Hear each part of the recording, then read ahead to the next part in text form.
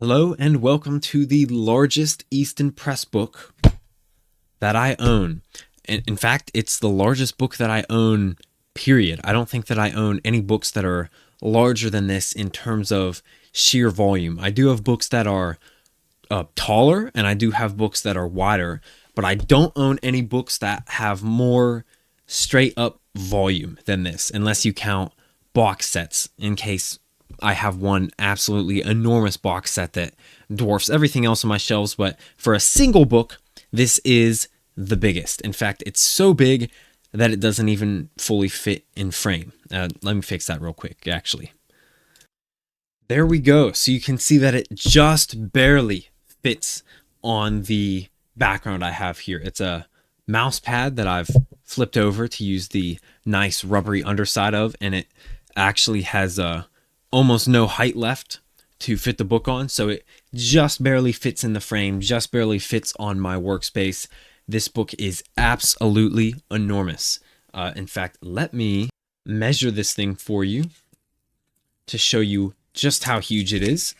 So this book is over a foot tall, about 12.5 inches, and it is 9.5 inches wide. And then in terms of the thickness of the text block and the covers, about 2.25 inch. So this is one chunky, enormous, absolutely huge behemoth of a tome that we have here. And this book, I don't even think I've said its name yet. I've just been focused on its size. This is Don Quixote by Miguel de Cervantes, illustrated by Gustave Doré, published by the Easton Press. Absolutely enormous book. Let's get right to it. So this book is bound in these reddish brown, like maroon colored, maybe burgundy, pigskin leather covers. You can tell by the texture. If I lift this enormous book up, you look at the texture there. It's very fine, very even, no large creases or stretches on it, and that's how you can tell it's pigskin. Also just the feel of it and the feel of the surface and whatnot. So it's pigskin leather, which is, I'm glad that they chose it because the cowhide leather would make the covers impossible to open. The cowhide is it doesn't like to be squeezed, so putting it on the hinges makes it very difficult to open, and it's scraping my computer monitor because the book is just too big to contain. But yeah, burgundy, pigskin, very nice looking. I love the gilt on the cover. We have this frame here, but then we also have one of Gustave Doré's illustrations that they've turned into a line drawing, whatever you call it, line drawing outline thing to put on the cover in gilt, which looks very nice. And I love the huge letters on the cover that say Don Quixote. It is kind of funny how they don't even mention Cervantes, but I guess, you see the title and you know who wrote it, but you won't know who illustrated it because that can be anyone. So it does make sense why they put Gustave Doré with the title on the front. If we have a look at the spine, it is huge as well, absolutely enormous. And it has these very faint spine hubs right here. But we have, starting from the top, we have a windmill, which is a little motif from the story. We have huge, enormous letters that say Don Quixote, illustrated by Gustave Doré.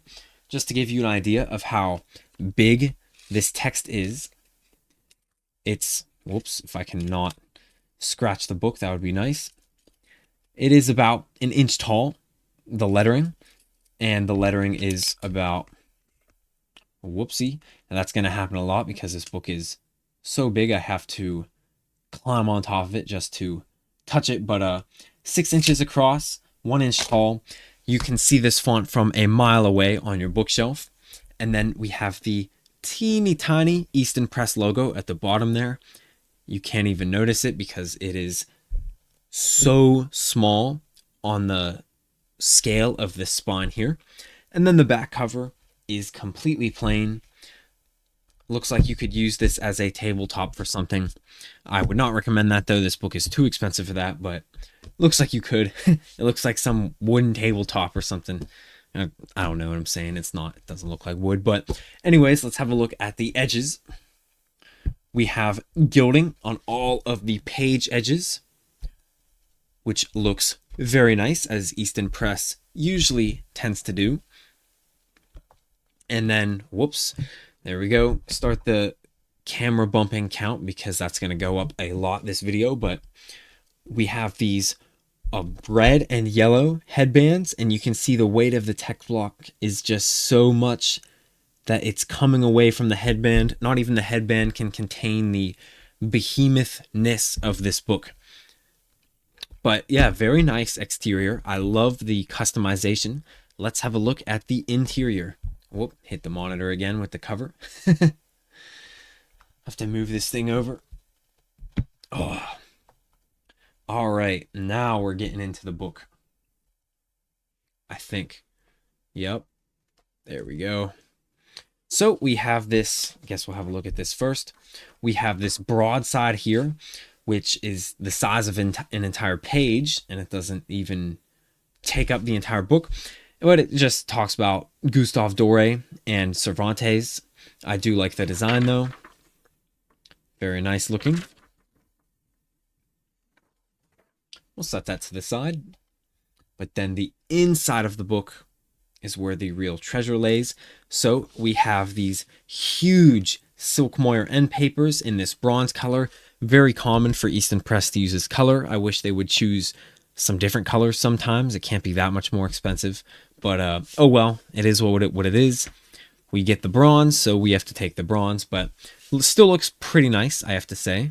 I do like seeing these huge sheets.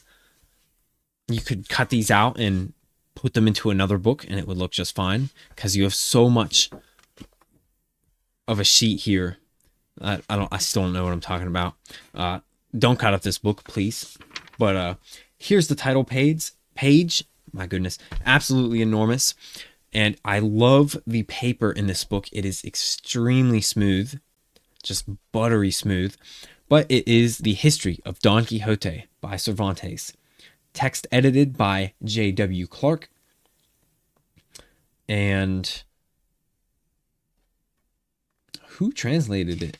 Is it J.W. Clark? But a biographical notice of Cervantes by his name, sure, I'm not going to try to pronounce it. Illustrated by Gustave Doré. Let's have a look at the info here. So this book is from 2004. It's a very weird oddity. It's hard to find info about it online. It's not limited quantity. There's no numbering, but it is limited in some ways, and they don't produce these books anymore. These huge oversized Gustave Doré books.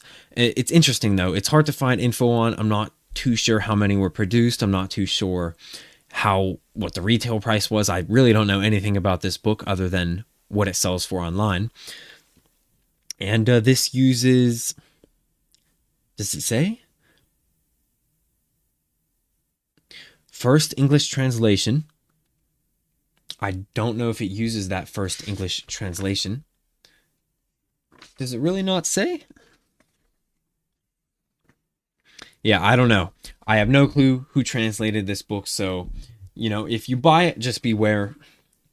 It might be some very outdated Victorian translation, but that's not what we're here for. We're here to look at the wonderful Gustave Doré illustrations. Oh, and one thing, I'll get to it when I get to it. There's a silk ribbon marker in the book, but it's squashed between 1,000 tons of paper, so I'm not going to try to yank it out until I get to it in the actual book. As you can see, the cover is not wanting to lay flat yet, but as we get towards the center of the book, it will. Absolutely enormous pages. I'm not going to spend too much time on any specific page because there are, how many in this book?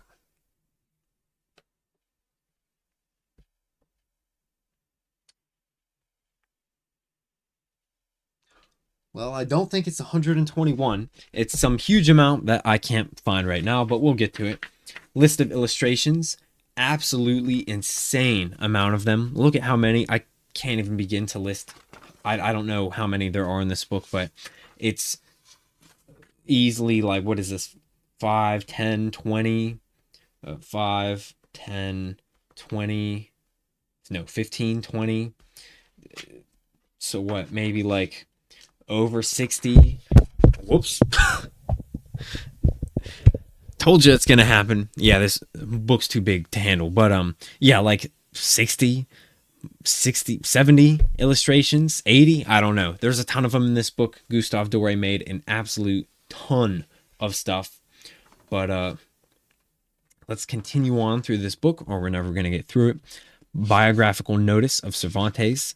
This is basically the kind of the introduction, not really. The author's preface to the reader, written by Cervantes himself.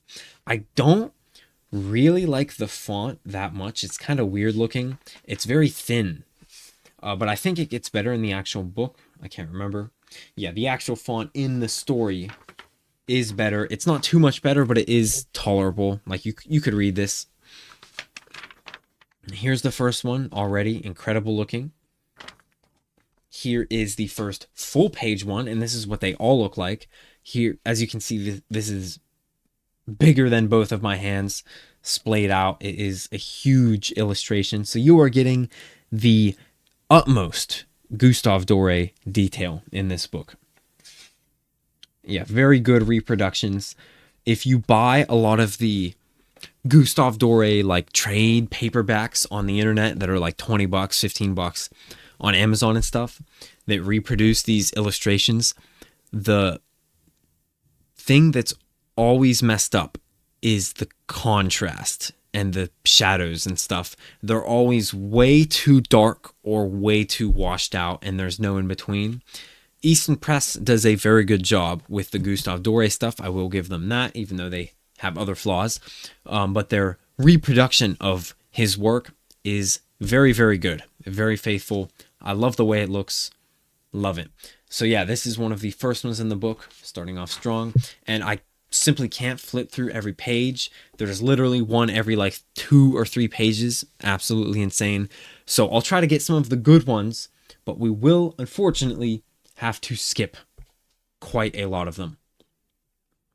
And there's even chapter headings and stuff. The whole book is just insane all around. Here's another one. Very nice looking.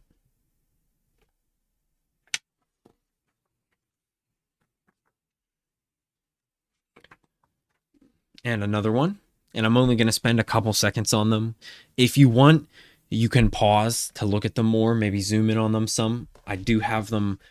I think they're pretty well lit up. So I don't know if you can find like a full gallery of these online. So in case you can't, here you go. You can have a look at all of them right here. I might just flip through it. I'm not too sure. I didn't really come into this with any plan because there is just too much. We get one here, we get one here, and then we get another one the page after. You can't ask for more than this. This is great stuff. But yeah, we'll just go through this and see how long it takes, I guess. But I will not stop on any of the pages for more than a couple seconds at most. Very nice looking once again. So if you want to look at something in more detail, something catches your eye, just feel free to pause and zoom in a little bit and have a closer look.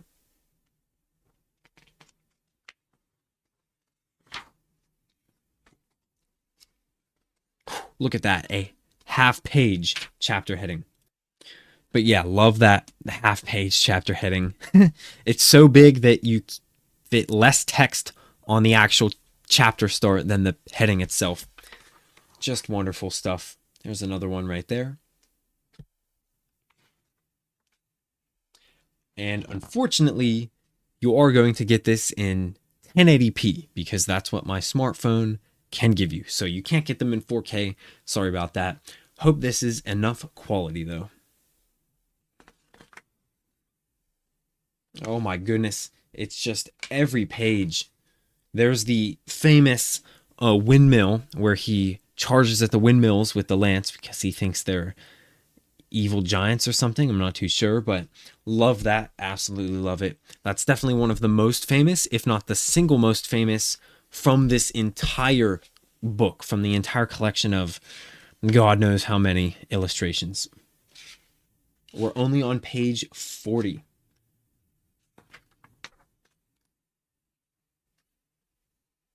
Wow.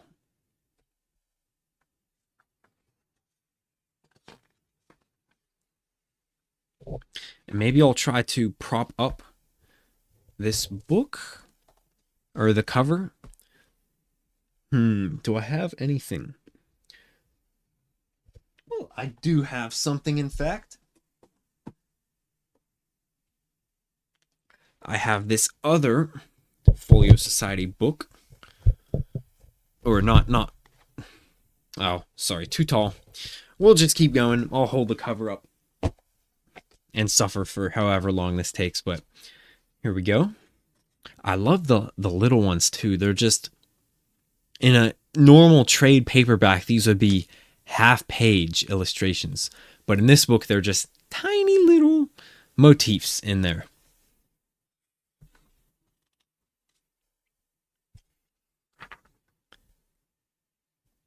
Here's another one.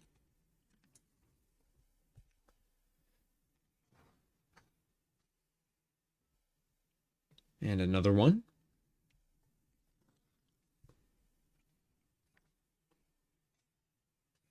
And yeah, in case you want to look at any of this, I'm just going to flip through this completely silent.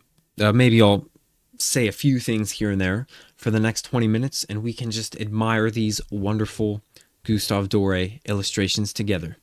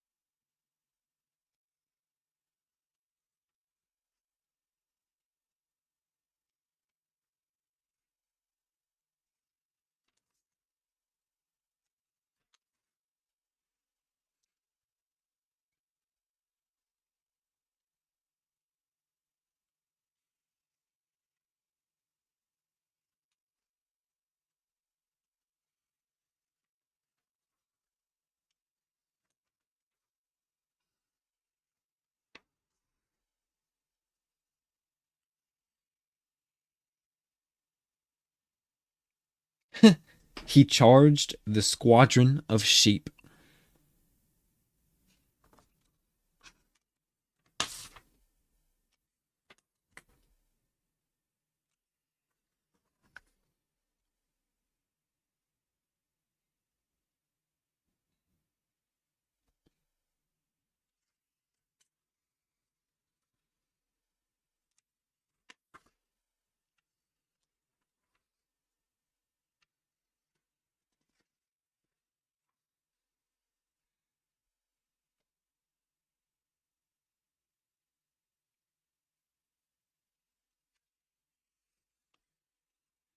Love the scenery in that one.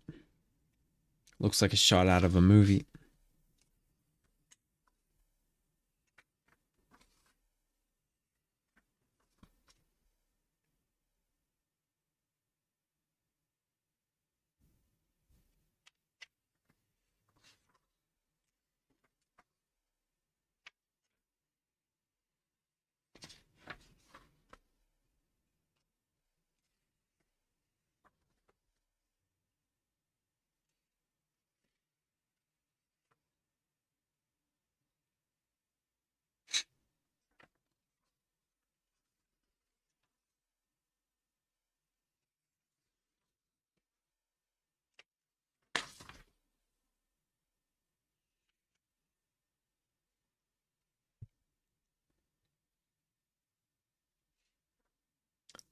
Also love that one.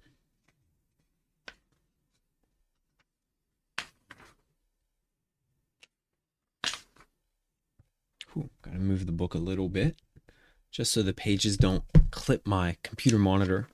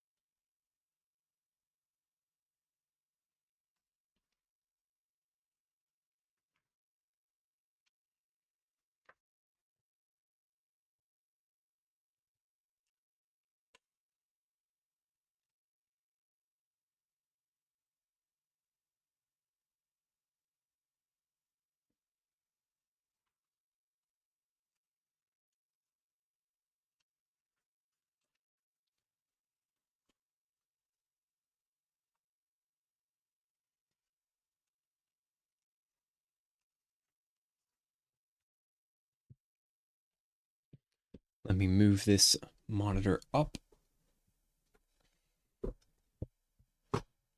Oh, there we go.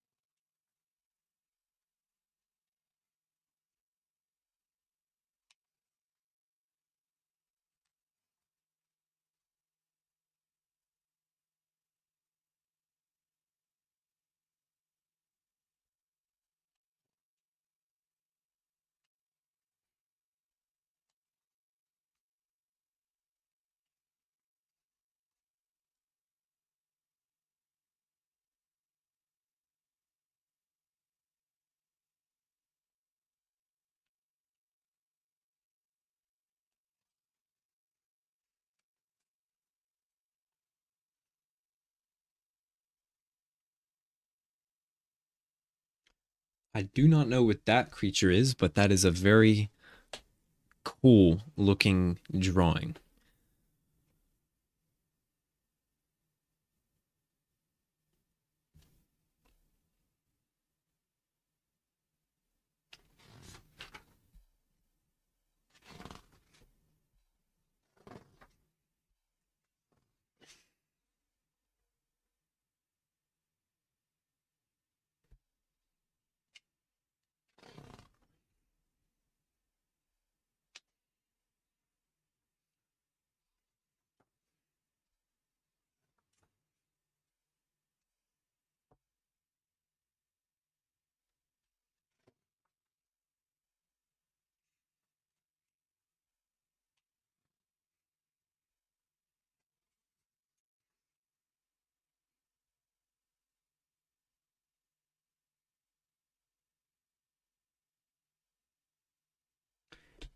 That one is incredible.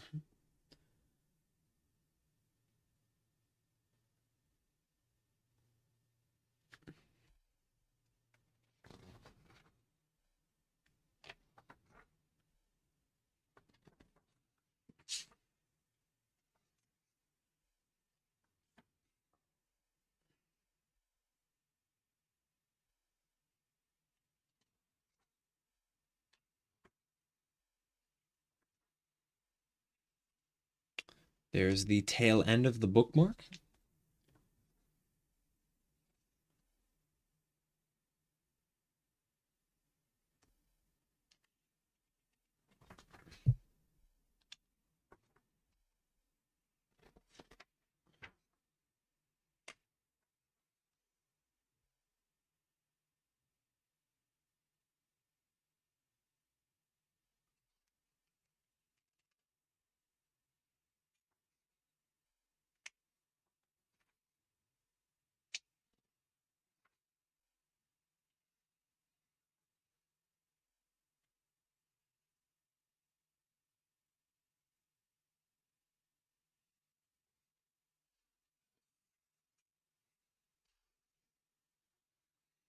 All right, now that we've reached the silk ribbon marker, here you can see it's a nice thick piece of bronze colored silk.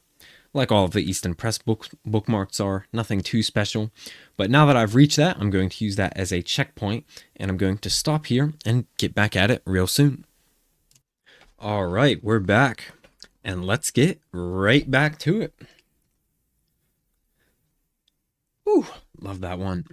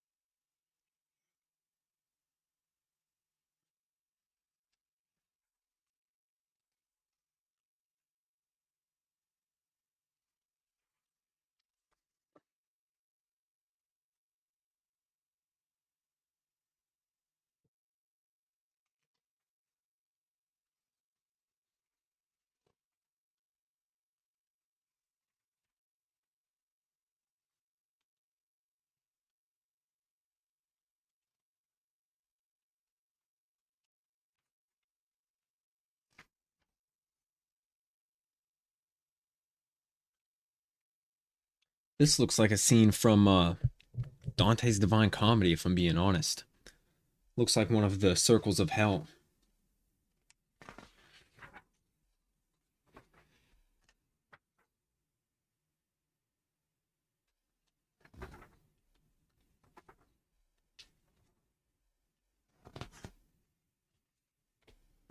Oh my goodness, we got a double page, not double page spread, but we did get two of them in one double page spread.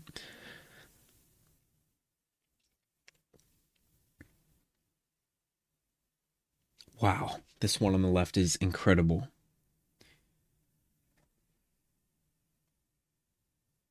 This one as well. No wonder this book is so huge, because like half of it at least is just illustrations.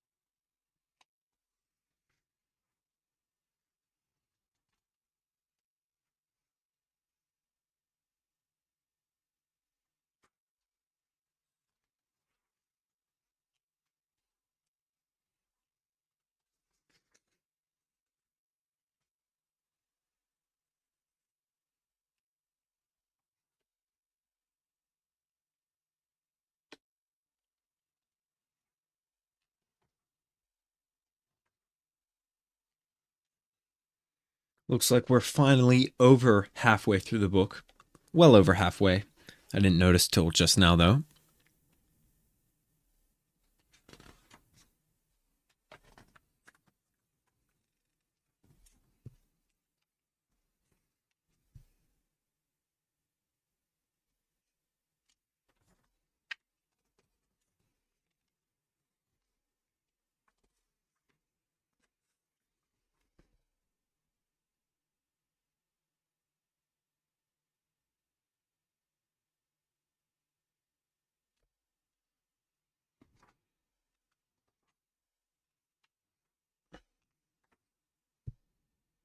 Holy moly.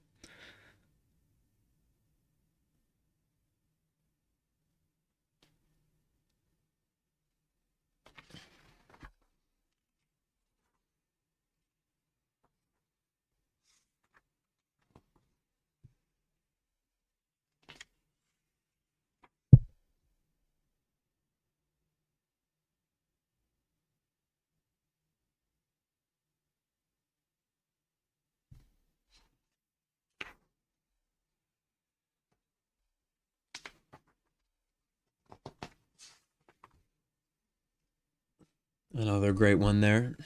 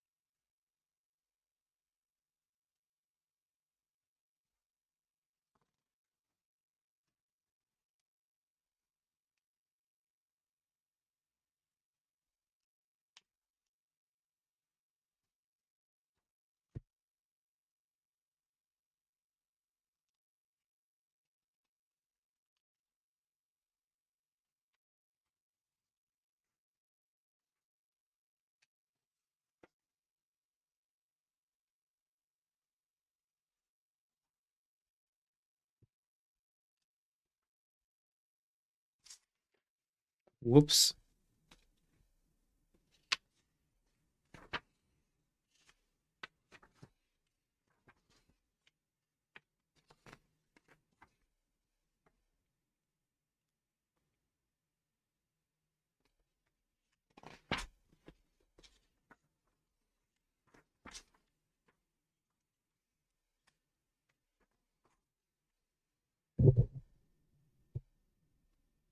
Wow, that one is amazing as well.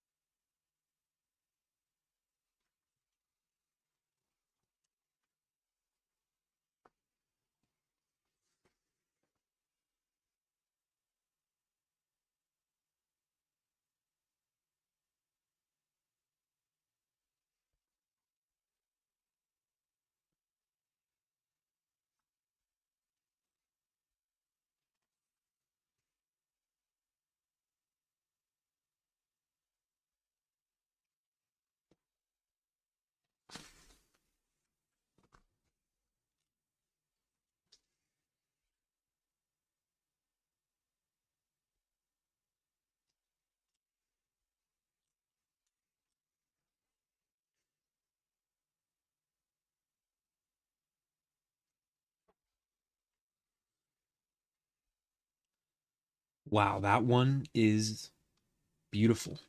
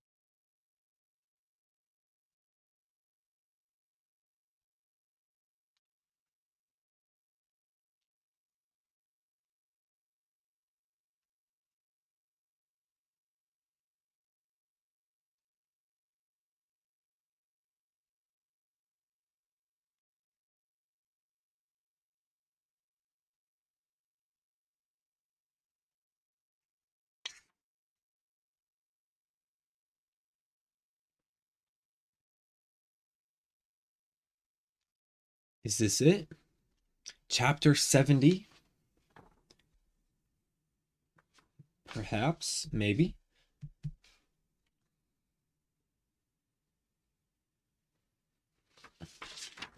Maybe. Nope. Still more to go.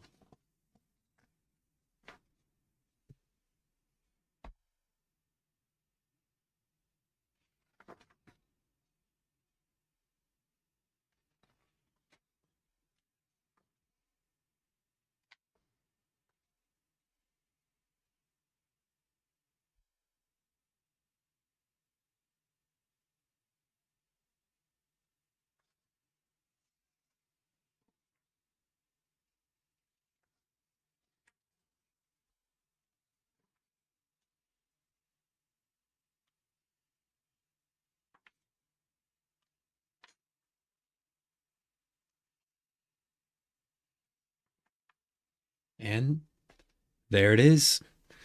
And the total count, which I noticed, we've gone to 737 pages. We've gone to chapter 74, and then full page illustration. The total count, 121. Not 121 pictures, but 121 full page illustrations in this book. Who knows how many of these half pages and the other little pictures there are throughout. Absolutely incredible book. Beautiful in every way. I have no words. Well, that's a lie. I have some words. But yeah, it's just an amazing book. $160 is how much I paid for this particular book. I would definitely say that it was worth it, but unfortunately, I have actually sold it. So this book, this beautiful book, is no longer mine. In the future, I will definitely get another Don Quixote with all of the Gustave Doré illustrations, but just the sheer scale and magnificence of this edition is unheard of. I don't think there's any other Don Quixotes that are just so massive with such huge, not colorful, I almost said colorful. All of Gustave Doré stuff is black and white, but with so many huge full page illustrations, such high production value. This book is, you might think it's got to be $500, $600, I don't know, $800, $1,000, who knows. This book is about $200. You can even get it for less. I would say down to $150, $175, $200 at the very worst of times, $250, but around $200 is what you can get this book for. So if you are interested, there are many copies out there for not a bad price, I would say. I would say that the sheer level of content and quality that you get is worth every penny. Now, it is a bit cumbersome, of course, to read. You obviously can't take this anywhere with you. It is more of a coffee table book. But that being said, if you just want to sit at home in maybe not even at a chair, you probably have to sit at a table, at a desk, somewhere like that and read this. But this would give you probably the most incredible reading experience you could possibly get out of any edition for Don Quixote, period. So that's all for this book. I do hope you've enjoyed it. If you have, there's probably like 0 people who have made it this far. 0 people who will ever make it this far, because I can't imagine that it would be too popular for people to want to sit through, 45 minutes, almost 50 minutes of flipping through pages. But that's the entire book, in case you did want to see it. So that's all. I'll see you again soon, and I hope you enjoyed it. Bye.